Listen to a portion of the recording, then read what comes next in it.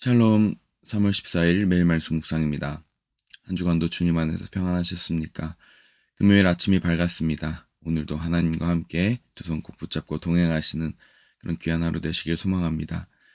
오늘은 지난주에 이어서 코이노니아, 하나님과 그리고 성도 간의 교제에 대한 내용을 함께 나누기 원합니다. 본문 말씀은 히브리서 10장 24절에서 25절 말씀입니다. 제가 봉독하겠습니다. 그리고 서로 마음을 써서 사랑과 선한 일을 하도록 격려합시다. 어떤 사람들의 습관처럼 우리는 모이기를 그만하지 말고 서로 격려하여 그날이 가까워 오는 것을 볼수록 더욱 힘써 모입시다. 아멘.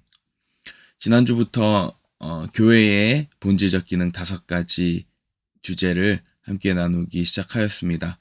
그 첫 번째 주제로 교제라는 의미의 코이노니아를 함께 나누고 있습니다. 지난주는 코이노니아를 하기 위해서는 하나님과의 교제가 먼저 이루어져야 한다라고는 말씀을 나누었습니다. 그렇다면 코이노니아의 실제는 무엇일까요? 바로 성도들 간의 교제입니다. 하나님과의 교제가 시작되었다면 그 다음부터 하나님께서 우리에게 바라시는 것은 우리에게 한 나라의 그분의 나라의 가족인 성도들 간의 교제를 나누기를 원하신다는 것입니다.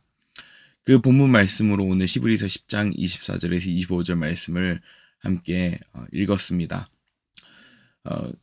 오늘 이 본문에 앞서서도 성도들 간의 교제에 대해서 모이기를 계속 하라라는 표현이 있기 전에 먼저 하나님과의 교제가 그 전반부에 나옵니다.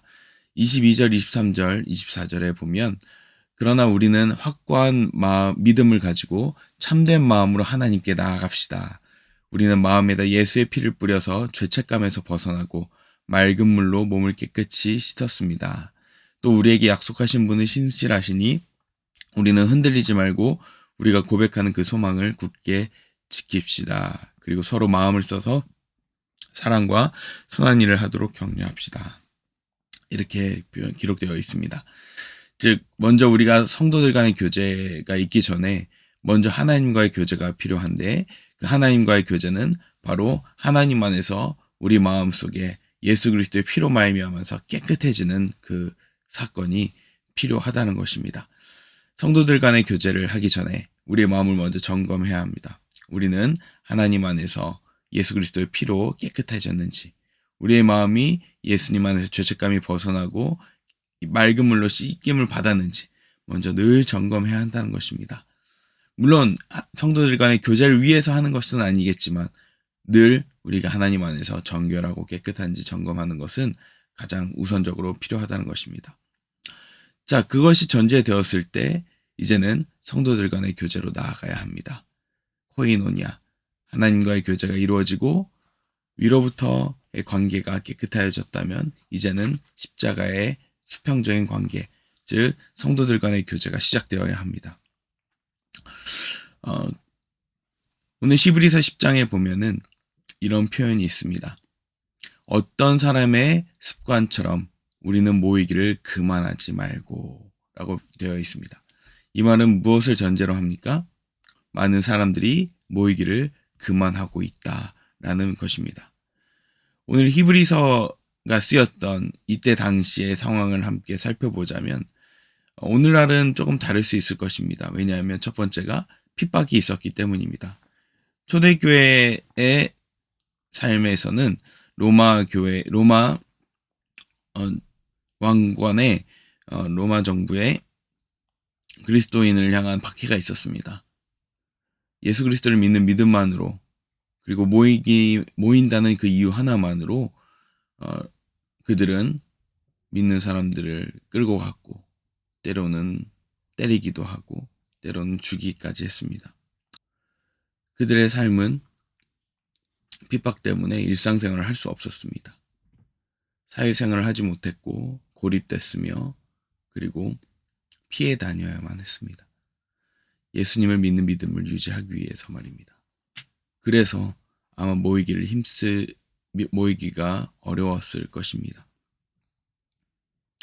또한 그들의 신앙은 흔들릴 수 있었습니다. 왜냐하면 그런 박해에도 불구하고 예수님의 재림이 지연되는 것 같이 보였기 때문입니다. 그래서 현실의 삶에 다시 집중할 수밖에 없었죠. 핍박과 예수님의 재림이 늦어짐으로 말미암아서 그들의 삶은 공동체 생활을 하기에 어려운 그런 환경 가운데 있었을 것입니다. 그래서 오늘 기자는 강조하고 있습니다. 그날이 가까이 오는 것을 볼수록 라고 말입니다. 그렇다면 더 모여야 하지 않느냐? 우리가 말세가 오는 것을 볼수록 우리의 상황은 지금 변하지 않는 것 같고 예수님의 재림이 지연되는 것 같지만 우리의 현실의 삶은 변하지 않는 것 같지만 한번 이 세상을 보라고 이 세상을 보면 예수님이 곧 다시 오는 것처럼 이야기하지는 않느냐라고 하는 것입니다. 그러므로 말세로 갈수록 모이기 힘든 상황이 되지만 그럴수록 오히려 힘써 모입시다 라고 권면하고 있는 것입니다. 결국 우리의 모임은 자연스럽게 이루어지지 않는다는 것을 반증합니다. 점점 더 오늘날은 어떻습니까? 점점 더 모이기 힘든 상황으로 가고 있습니다. 그래서 사도행전 2장 42절에도 계속 이렇게 표현합니다. 그들은 사도들의 가르침에 몰두하며 서로 사귀는 일과 빵을 떼는 일과 기도에 힘썼다. 힘쓰지 않으면 안 되는 그런 상황이 오게 된다는 것입니다. 그리고 더더욱 성도들 간의 교제는 힘써야 한다는 것을 전제로 하고 있습니다. 우리 또한 마찬가지입니다. 점점 모이기가 힘든 현실입니다. 왜 그렇습니까? 우리의 각자의 삶이 너무나 바쁘고 또 즐길 거리도 너무나 많고 우리의 삶에 우리가 한 사람이 책임져야 되는 그 영역과 그 범위가 현대 사회에는 더 많아지고 더 복잡해졌기 때문입니다. 그렇기 때문에 오늘 이 말씀은 우리에게도 유효합니다. 모이기를 그만하지 말고 서로 격려하여 더욱 힘써 모입시다. 오늘 우리의 삶, 오늘 3월 14일인 2025년 이날 우리가 힘써야 할 것은 바로 함께 모여서 서로 격려하고 마음을 쓰고 사랑하는 것인 줄 믿습니다.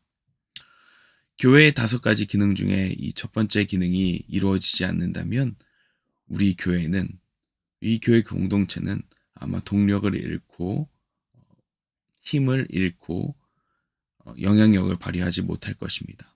아무리 우리가 선한 일을 하려고 해도 하나님과 성도들 간의 교제가 끊어진다면 마치 동맥경화가 생기듯이 우리의 영적인 몸, 그리스도의 몸인 교회 공동체는 힘을 잃을 수밖에 없을 것입니다.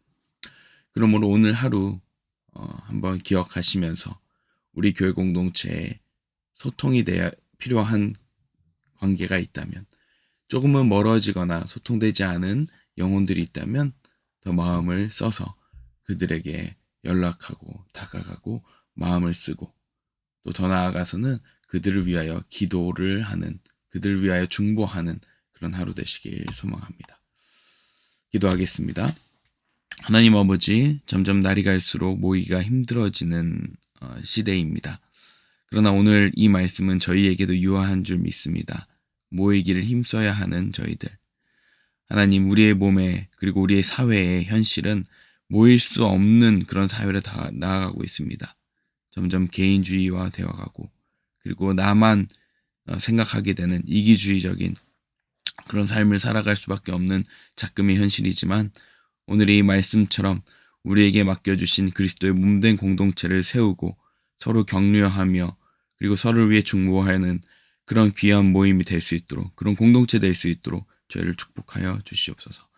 감사드리며 예수님 이름으로 기도합니다. 아멘.